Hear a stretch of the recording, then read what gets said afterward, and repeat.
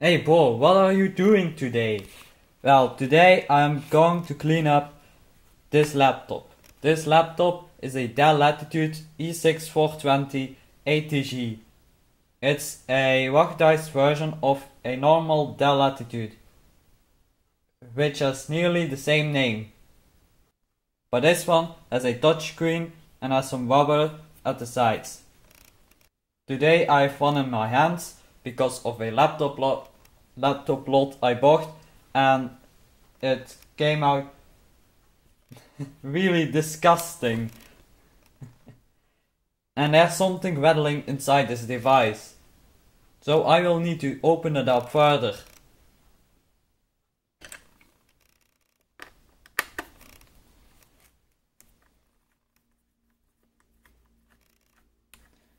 Let's unscrew all these screws at the bottom.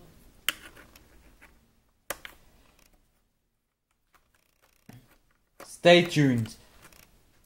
Consider subscribing to my channel